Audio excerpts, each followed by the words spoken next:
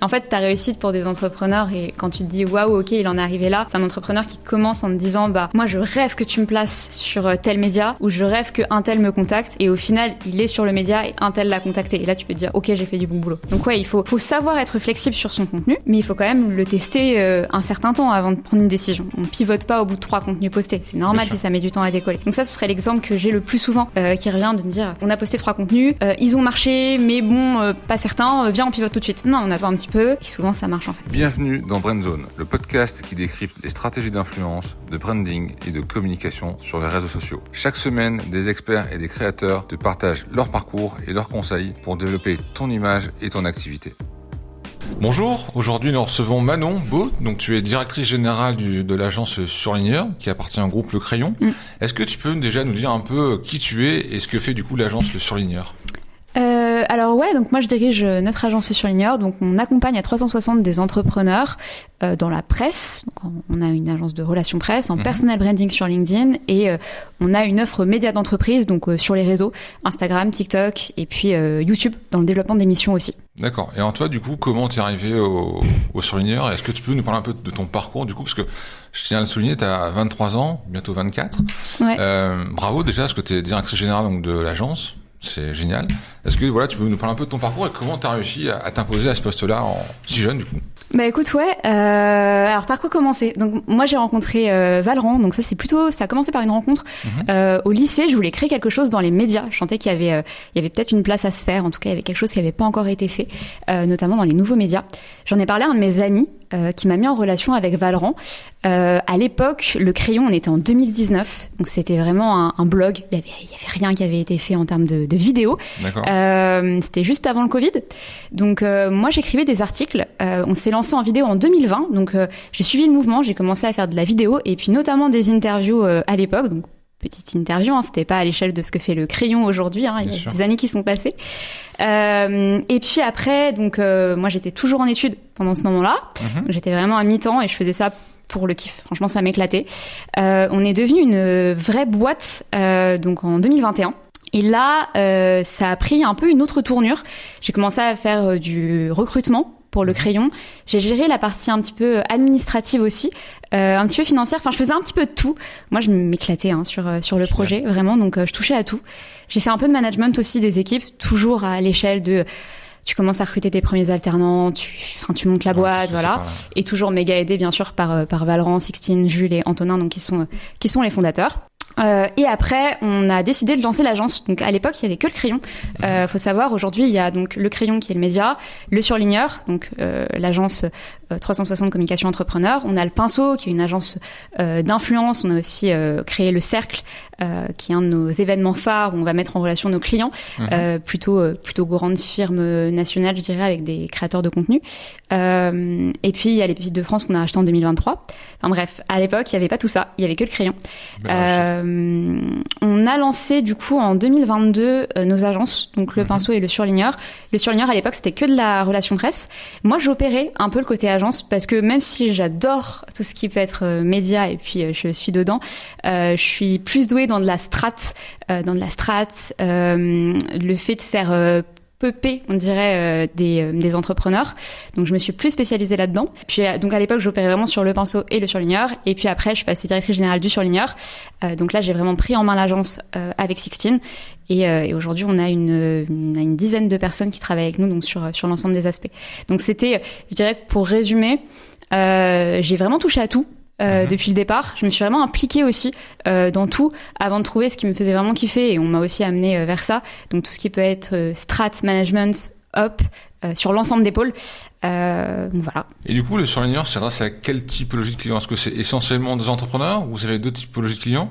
Et ensuite, quand quelqu'un vient vous voir, du coup, donc vous lui proposez donc à la fois des relations presse, comment ça marche ? Donc quelqu'un vient vous voir et qu'est-ce que vous lui proposez du coup et comment ça fonctionne concrètement ? Donc sur Le Surligneur, on va s'adresser majoritairement aux entrepreneurs, mais on a aussi des dirigeants qui viennent nous voir. On les aide à devenir des leaders sur leur secteur pour les entrepreneurs, et pour les dirigeants, on les accompagne donc sur leur communication globale.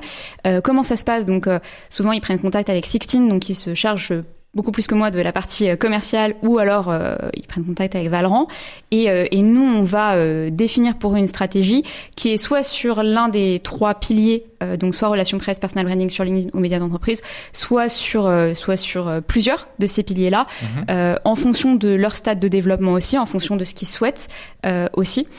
Si on a des entrepreneurs qui sont pas tant positionnés que ça, ont besoin de développer encore leur communauté, surtout en B2B, on va plutôt s'adresser sur LinkedIn, et puis on verra pour la presse notamment dans un second temps.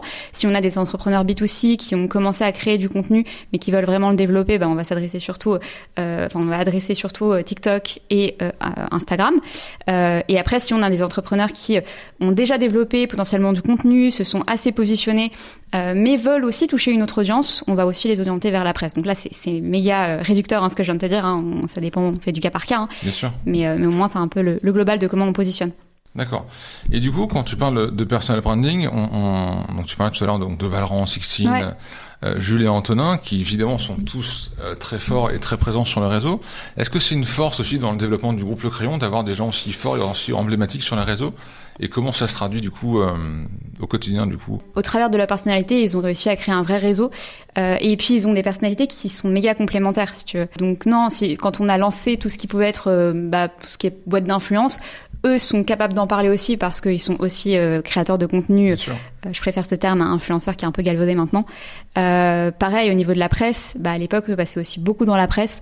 Et donc, on a aussi pu développer l'agence par leurs contacts. Donc, c'est aussi beaucoup de réseautage.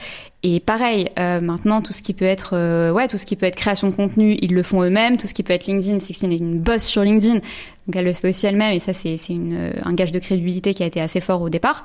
Donc, ça nous a énormément poussé. Ça nous pousse encore. Aujourd'hui, il y a des équipes derrière qui taffent aussi dessus. Mais effectivement, sans leur personal branding, le groupe serait pas aujourd'hui ce qu'il est. Bien sûr.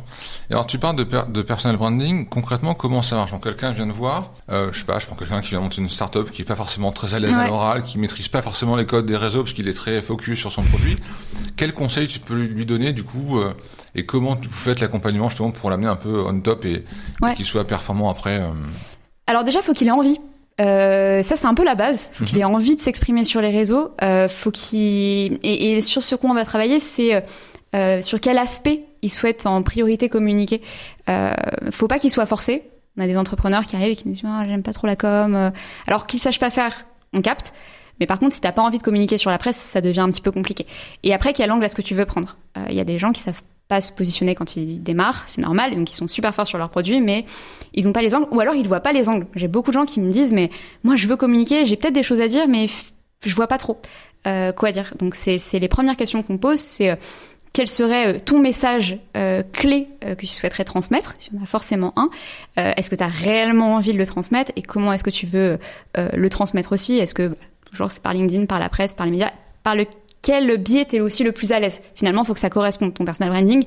Si jamais t'as un personal branding qui ne te correspond pas, qui n'est pas authentique, ça va se voir. Si jamais t'essayes de faire...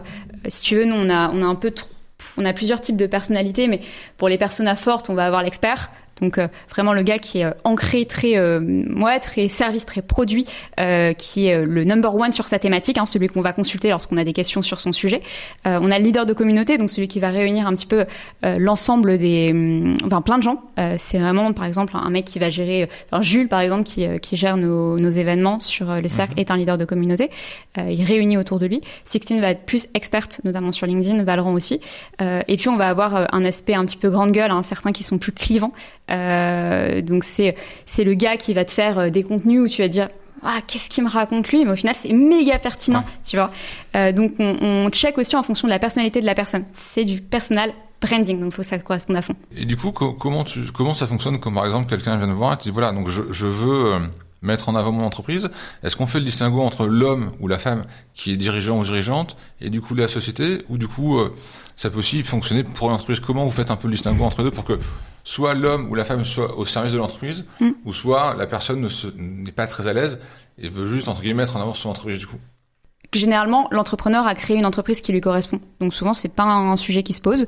En l'occurrence, qui peux répondre à ta question. On a des gens qui viennent nous voir et qui sont à l'aise spécialement sur un sujet un peu top, un peu vision de l'entreprise, mais qui vont pas être à l'aise sur des expertises au sein de l'entreprise parce que c'est des dirigeants qui ont pris un petit peu, de hauteur. Et donc là, on va avoir une stratégie, on va prendre le dirigeant pour parler de la vision, pour parler du futur de la boîte, et puis on va prendre certaines personnes en interne justement pour communiquer sur une expertise en particulier au sein de cette entreprise. Est-ce que pour toi, quelqu'un qui se lance sur les réseaux, est-ce que entre le fond et la forme, c'est aussi intéressant d'avoir un Insta, un LinkedIn, c'est-à-dire que quelqu'un qui va donner un message, est-ce qu'il doit le donner de la même manière sur LinkedIn que sur Insta, ou il faut un peu changer les codes par rapport au réseau du coup? Ouais, si tu changes les codes. C'est pas les mêmes. Déjà alors par contre tu réutilises. Il y a deux choses. Le message est le même, le contenu que tu peux écrire va être le même. C'est juste que tu as certains codes sur LinkedIn qu'on va reprendre en termes que ce soit d'accroche pour plaire à un public cible qui est pas forcément le même que celui que tu vas viser sur Instagram parfois. En revanche, il y a certaines vidéos Instagram que tu peux republier sur LinkedIn. Nous, on essaye de faire en sorte que notre stratégie elle soit la plus simple possible pour que les vidéos qu'on puisse produire puissent servir sur l'ensemble des réseaux. Donc les vidéos Insta puissent servir sur TikTok, inversement que du TikTok puisse servir sur LinkedIn. On va juste adapter au niveau de la forme, typiquement l'écrit, le post en lui-même sur LinkedIn par rapport à Instagram. Pareil pour la description. Mais on reprend le maximum le message et le maximum les contenus qui sont produits. T'as même des posts LinkedIn qui peuvent t'aider pour tes plaquettes commerciales, tu vois. Donc non, le contenu, le but c'est qu'il soit cross parce que le message est assez fort et a été assez travaillé pour pouvoir être utilisé partout. Si tu pouvais donner 3 conseils à quelqu'un qui veut se lancer sur LinkedIn pour attirer une cible plutôt B2B, ce serait quoi par exemple? Quelqu'un qui est vraiment novice sur le secteur, c'est quoi? C'est plutôt des vidéos, plutôt des contenus écrits? Est-ce que c'est vrai qu'on se demande souvent, parce que c'est toujours un flou, on se dit souvent est-ce qu'il vaut mieux faire des carousels, des vidéos, est-ce qu'on dit souvent que les vidéos t'as plus de reach? Ouais. Quels sont un peu les formats les plus bankable si je puis dire? Et voilà, quel conseil on peut dire en termes de contenu? Est-ce qu'il faut faire long, est-ce qu'il faut faire court, est-ce qu'il faut être plutôt dans l'expertise, plutôt dans le conseil, plutôt dans la vente? Quels sont pour toi les secrets pour que quelqu'un perce sur LinkedIn? Alors il faut se connaître. Ça, on revient à l'idée du personal branding. Qu'est-ce que tu as envie de mettre en avant? Est-ce que tu es plus expert? Est-ce que tu es plus leader de communauté? Donc ça, on en a parlé. Ensuite, je te dirais de bien connaître ta cible. Ça, c'est la première chose aussi. Est-ce que tu es plus suivi en France? Est-ce que tu es plus suivi aux US? Parce que ça aussi, ça peut faire jongler un petit peu ton reach sur ton contenu. Bien connaître les codes. Typiquement, un contenu sur LinkedIn, on va dire qu'il va mieux marcher.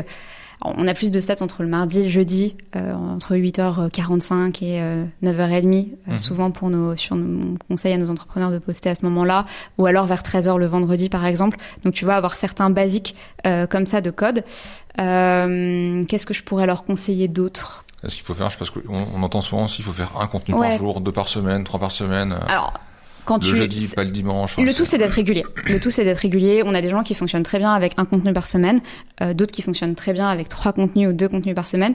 Plus, ça peut devenir rébarbatif pour les gens, surtout s'ils se lancent. Généralement, quand tu te lances, t'as envie de taper fort, commence à 2 posts par semaine et sois régulier sur 4 mois et après on verra, tu vois. D'accord. Mais on évite de faire plus d'un seul coup parce que le risque, c'est, en tout cas moi, ce que je vois, c'est de se décourager au bout de 5 semaines.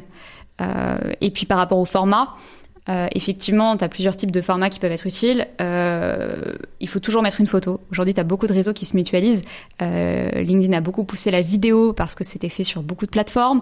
Mais elle l'a poussé un temps. Aujourd'hui, le reach est plus si impactant que ça que s'il l'a été il y a 6 mois par exemple pour les vidéos.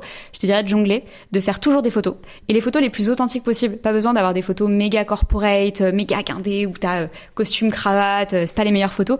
Soit sauf si t'es en costume cravate tout le temps. Là oui, tu vois. Mais en tout cas, il faut rester authentique sur tes photos, juste en mettre et mettre des photos aussi de toi puisque les gens c'est du personal branding. Donc les gens aussi ont besoin de te voir sur LinkedIn. Donc n'hésite pas à en faire des photos de toi. Et il y a pas justement un côté un peu mégalo parce que quand les gens sont pas forcément habitués à se mettre en avant, c'est vrai qu'on voit souvent sur les posts de différentes créateurs de contenu qui mettent souvent des photos d'eux. Est-ce qu'il n'y a pas un côté un peu mégalo du coup? Et quelqu'un qui veut se lancer, il va se dire tiens, c'est pas moi du coup de mettre des photos tout le temps ou... Et justement par rapport à ça, tu peux jongler sur les formats. Alors c'est soit tu fais de la vidéo, mais ça tout le monde n'en fait pas, donc je sais pas si ça va aider une partie de ta cible. En revanche, tu peux faire des carousels. Et ça, c'est des contenus qui qui performe. J'ai fait, il y a un mec que j'ai accompagné qui a vraiment pété grâce à ces carousels. C'est assez simple à faire. C'est hyper clair pour les gens. Tu leur apportes un max de valeur et ça permet de pas mettre des photos de toi. Ou alors sur les carousels, bon, tu mets une photo lambda de toi et après t'enchaînes sur un carrousel vraiment classique. Donc ça te demande beaucoup moins d'énergie parce que faire des photos, oui, c'est chiant. On n'a pas envie, surtout quand c'est pas notre délire d'avoir des photos de toi un petit peu partout sur notre feed. Comme tu leur apportes de la valeur, les gens like et ça peut faire même un format un peu référence, si tu veux, que les gens viennent retrouver semaine après semaine. Donc vraiment jongle entre les contenus, fais du contenu vidéo si t'as de la vidéo, mais sinon fais des photos et fais des contenus carousel. Et sois régulier dans tes posts. D'accord. On m'avait expliqué une technique, alors je sais pas si elle est exacte, mais tu le sauras beaucoup mieux que moi, que, il y en a, j'imagine plusieurs, mais une qui était une des plus courantes, c'est quand tu fais un post LinkedIn, tu commences toujours par un hook, en tout cas une accroche, un peu une question, ensuite tu as ton analyse ou ton expertise, ensuite tu mets un peu une anecdote ou un exemple, un truc que tu as vécu, et tu termines par une question pour que les gens commentent et c'est très vrai. C'est très vrai. La question, t'es pas obligé. Moi, je suis pas fan parce que ça a été beaucoup fait et parfois c'est un peu moyen. Enfin, les questions sont un peu basiques. Et vous en pensez quoi? On en a marre de lire ça. Ça peut s'arrêter. Si le post est hyper percutant, ça peut juste s'arrêter à un avis et puis les gens vont donner leur avis par eux-mêmes. Pas forcément besoin de mettre une question maintenant. Mais bon, ça mange pas de pain, pourquoi pas. Et les accroches, moi j'aime bien les accroches plutôt affirmatives parce que c'est un avis que tu vas donner qui va après donner envie aux gens d'aller lire le contenu de ton post. Alors qu'une question, ça reste un petit peu moins catchy, tu vois. Donc moi je le conseille pas en accroche les questions, justement je vais conseiller plutôt des affirmations ou des exclamations et après par contre tu détailles ta pensée, tu vois. Ton accroche elle doit synthétiser l'ensemble de ton post. D'ailleurs ton accroche souvent tu la trouves quand t'as fini d'écrire le post, c'est pas la première chose que tu rédiges. D'accord. Et qu'est-ce que tu dirais aussi à quelqu'un ou à un de tes clients par exemple que t'accompagnes et donc il va faire ses posts pendant je sais pas une semaine, un mois, 2 mois.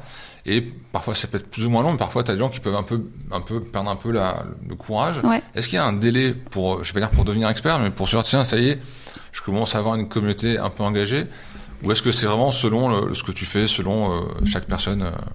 T'as pas de délai, ça dépend vraiment parce qu'il y a des gens qui sont méga niches. D'ailleurs, les méga niches marchent beaucoup mieux, tu vois. Moi, j'ai accompagné pendant assez longtemps une dentiste, d'ailleurs. On accompagne tous les secteurs. Hein. Et elle s'est quand même fait une place très rapidement. Maintenant, elle est devenue leader d'opinion. Elle a été contactée par des marques dans le dentaire. Mais il y avait personne. C'est pas Iris Mittener par hasard qui était aussi dentiste au départ. Enfin, qui fait non, des études c'était de pas elle. C'était pas elle. C'était pas elle. Mais j'aurais bien aimé. Mais donc elle a été contactée par la suite et elle a percé assez rapidement sur LinkedIn parce qu'il y avait personne dans son secteur. Donc parfois t'as des secteurs comme ça où les gens portent pas trop la parole, où justement c'est plus simple de devenir leader d'opinion parce que personne n'a pris la parole avant toi. Donc ça va dépendre. Je dirais que quand tu parles de motivation, c'est plus de regarder sur la moyenne. Parce que l'algo change aussi. J'ai entendu d'ailleurs qu'il y avait pas mal de baisses d'impressions. Effectivement, mais les impressions, la manière dont on calcule les impressions a un petit peu changé chez LinkedIn. Donc c'est normal si vous avez vu une baisse de vos impressions ces 6 derniers mois pour LinkedIn. Donc il y a des choses qui doivent pas vous inquiéter. En revanche, tout ce qui va être reach, donc engagement, je dirais plus. Donc like, commentaire. Si on prend sur les 6 derniers mois et qu'il y a aucun engagement supplémentaire, voire que ça baisse, oui, il y a un souci, il y a peut-être moyen de se renouveler, de créer un format un petit peu plus différenciant. Si par contre, souvent, c'est ça que j'ai des entrepreneurs qui me disent, voilà, je stagne. En fait, ils stagnent pas, juste ils se rendent pas compte parce que ça évolue, mais ça évolue doucement. C'est juste que si on prend la moyenne entre des 6 derniers mois, on va voir que, versus aujourd'hui, on va voir que ça a augmenté. Janvier versus mai, on voit que leurs stats sont plus du tout les mêmes, mais eux l'ont pas vu. Et tu parles d'un mot qui est souvent un peu un mot barbare pour les gens, qui est l'algorithme. En fait, c'est quelque chose qui est assez flou. Toi, ils ont raison, c'est flou. Toi qui es expert dans le domaine, comment ça marche? Parce que j'imagine que LinkedIn ou Meta t'envoie pas un mode d'emploi tous les mois ou tous les ans. Est-ce que c'est un peu le test and learn? Enfin, en gros, vous essayez, vous voyez ce qui marche, ce qui marche pas, ou comment vous faites un peu pour définir les tendances ou ce qui marche pas par rapport à l'algo, que ce soit sur Meta ou sur LinkedIn du coup? Alors il y a 2 choses. Ce qui est top, c'est qu'on a des bons liens avec LinkedIn. Donc lorsqu'on voit qu'il y a des problématiques ou qu'on nous remonte des infos, et ça c'est mon deuxième point, on peut agir. La deuxième, c'est qu'on a créé une grosse communauté. Aujourd'hui, on a un club sur LinkedIn qui compte on a un club WhatsApp, justement axé sur LinkedIn qui compte plus de 120 entrepreneurs, peut-être plus maintenant d'ailleurs, peut-être 150. Et donc eux nous remontent rapidement quand ils voient des changements. Si on a un petit warning, oui, ça peut être une baisse classique, mais si on commence à avoir 5-10 personnes qui nous disent j'ai une baisse de mes impressions ou j'ai posté à telle heure, j'ai l'impression que ça marche moins. dans ce cas-là, oui, on va déjà aller peut-être vérifier auprès de LinkedIn. Et après, si tous nous disent ça, il y a quand même une vérité qui se crée et même eux échangent entre eux. Donc c'est aussi cette force d'avoir créé un réseau où les gens postent régulièrement sur LinkedIn qui nous permet d'avoir des warnings dès qu'on a et de les faire remonter en tout cas et d'agir dessus. Et les codes sur l'algo sont identiques où il y a des similitudes, par exemple, entre Instagram et LinkedIn, où chacun a ses propres façons de fonctionner et il faut vraiment s'adapter à chaque réseau, du coup. L'algo LinkedIn versus l'algo Instagram, c'est ça ? Par exemple, ouais. Ouais, non, il faut s'adapter à chaque réseau. En revanche, ce qui est vrai pour les deux, c'est qu'il te faut des hooks très forts. D'accord. Effectivement, si tes hooks sont merdiques, et sur Insta et sur LinkedIn, tu vas pas aller très très loin parce que les gens ont une attention très faible aujourd'hui. T'as beaucoup de gens, déjà sur LinkedIn, je pense que tu peux pas me dire le dernier post que t'as lu sur LinkedIn. Non, c'est vrai qu'il y en a tellement que... Voilà. Je sais que je lis beaucoup ceux de Caroline Mignot qui sont très souvent très inspirants, par exemple, comme ceux de Valorant Tixin en plus. Mais en plus, j'ai vu que Valorant avait sorti un nouveau format qui est hyper inspirant, hyper intéressant. J'encourage tout le monde à aller le voir. On vous mettra les liens. Tu parles aussi de relations presse. Je crois savoir que dans ton agence, vous avez de très beaux noms. Ouais. Je pense à Blaise Massudi qui vous a signé récemment. Ouais, ça c'est en LinkedIn, ouais. Et Kelly Massol. Mais comment ça se passe quand t'as un jeune qui a 20, 25 ans, qui n'a pas le nom, en tout cas, de certains de tes clients? J'imagine que c'est pas forcément facile à gérer parce que les journalistes, pour le coup, autant sur tout ce qui est personal branding, vous êtes un peu décideur, autant quand t'appelles un journaliste, c'est un peu lui qui a le no-cut. Comment vous faites l'accompagnement à ce niveau-là, du coup ? Déjà, quand ils se lancent en RP, généralement, c'est des personnes qui ont quand même un positionnement assez clair et qui commencent à avoir un certain réseau dans le secteur où ils évoluent. Alors, quand tu te lances tout seul, c'est vraiment complexe. Moi, je te conseillerais déjà de passer par nous, si t'as moins de 25 ans et que tu te lances. Et après, peut-être d'avoir un discours assez fort, un seul message, tu vois, assez clé, de rédiger par exemple des tribunes. Nous, c'est quelque chose qu'on fait beaucoup, avec des avis très tranchés sur un sujet ou au moins un avis sur un sujet déjà avant qu'il soit tranché, et rebondir sur des faits d'actualité. Donc, il faut être assez fort là-dessus, savoir jumper sur des faits. Et nous, on a des bons liens avec les journalistes maintenant parce que on vend pas tu vends des sujets entre guillemets, mais c'est surtout que tu connais tes journalistes, donc tu sais exactement quel axe eux vont apprécier aussi. Donc on branderait. La première chose que je ferais moi, c'est de bien le brander avec un message et un avis fort, et après de lui faire rédiger un document, et on le rédigerait avec lui, un document assez clair sur un avis, sur une question, et après de le faire jumper sur des actualités. Et ça va être long. On va commencer par le mettre potentiellement sur des podcasts déjà, parce qu'il va pouvoir, mais aussi parce qu'il va pouvoir parler de son storytelling. Et ça c'est un peu la première étape. Et après, une fois qu'il aura bien communiqué sur son storytelling et qu'il aura pris goût à l'exercice, parce qu'il faut prendre goût à l'exercice, là on le mettra plus sur de la radio, potentiellement de la télé par la suite aussi. Mais ce sera step by step pour lui.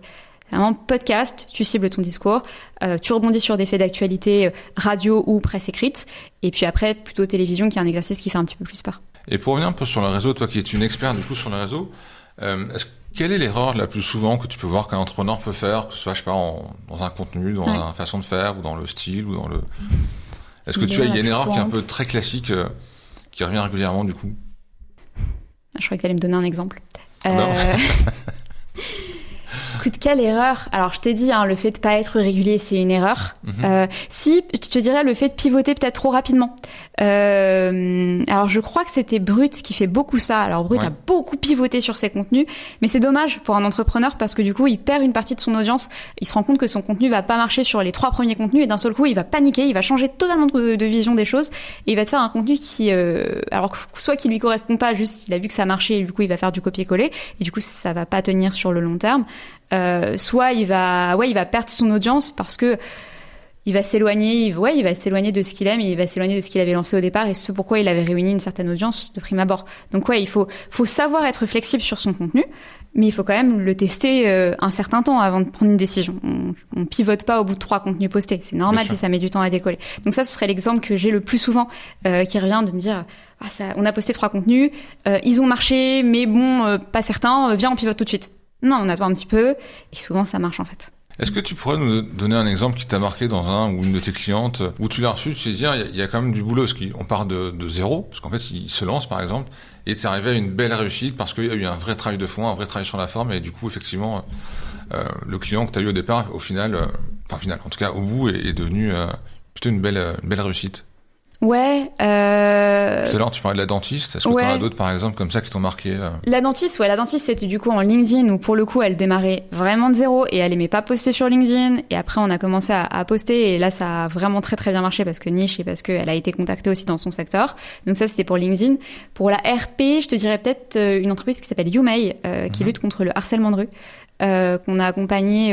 Alors ils avaient un petit peu de presse parce qu'ils avaient une autre agence qui t'a fait avec eux, mais typiquement ils ont eu un Combini. Donc ça c'était l'année dernière et ça leur a fait pas mal exploser aussi.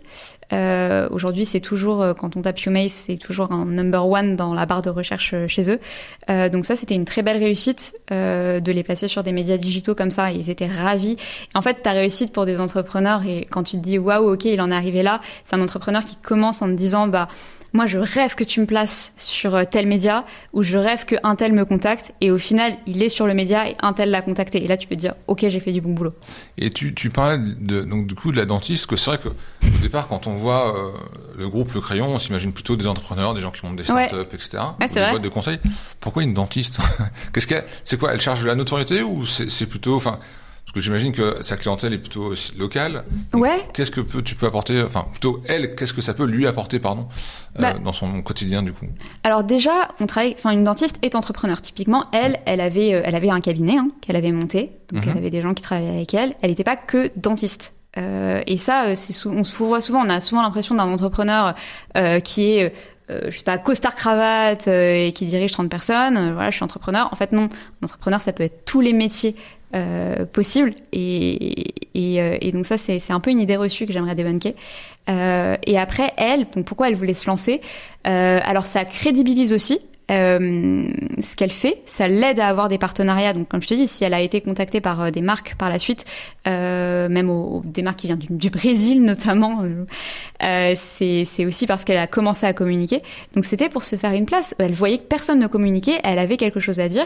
Elle voulait transmettre aussi la raison pour laquelle elle aimait aussi son métier sur LinkedIn. Elle voulait toucher une autre cible et donc c'est pour ça qu'elle a commencé à communiquer et ça a très bien marché.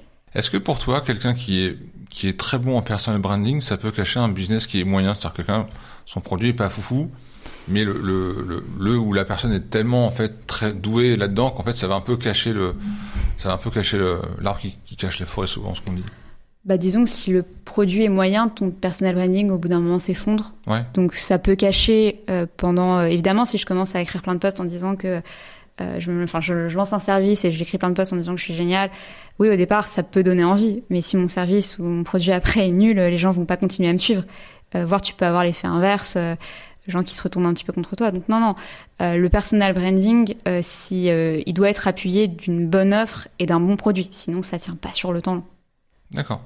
Donc tu me disais que le surligneur avait été créé en 2021, si j'ai bonne mémoire. 2022, ouais, 22? plutôt. Ouais. C'est dur en termes de temporalité là, mais 2022, ouais, je dirais.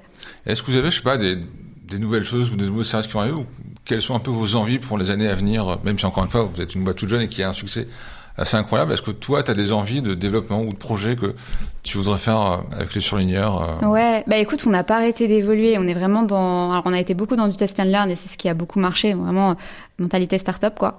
Au départ, je t'ai dit, on n'était qu'une agence de RP. Après, on a commencé à avoir des gens qui sont arrivés en freelance plutôt sur LinkedIn. Après, on a embauché en interne pour LinkedIn. Après, là, en 2024, on a lancé une offre média d'entreprise. Aujourd'hui, c'est une offre qui marche très très bien, que ce soit sur YouTube, Insta, TikTok. Et là, donc, on aimerait peut-être un petit peu plus développer tout l'aspect événementiel sur le surligneur parce qu'on a créé un méga réseau d'entrepreneurs et qu'il y a beaucoup de choses à faire en créant vraiment des relations entre eux. On aimerait un peu être ces intermédiaires-là. Donc, c'est un truc sur lequel on travaille actuellement. Et quelqu'un qui souhaite vous contacter, comment il peut faire sur Internet, Instagram On a un site. Alors sinon LinkedIn directement. D'accord. Et de toute façon on mettra tous les liens en bas. De la page. Lien de mon LinkedIn par exemple, et sinon LinkedIn de Sixtine et Valran. On fonctionne beaucoup comme ça. Oui, on communique beaucoup sur LinkedIn, donc souvent on est contacté comme ça. Donc site ou LinkedIn, je dirais. Ok, parfait. Merci beaucoup Manon pour tous ces conseils. Bravo pour ta carrière et ce n'est que le début, donc on te souhaite encore le meilleur. Et puis on se dit à très bientôt. À bientôt.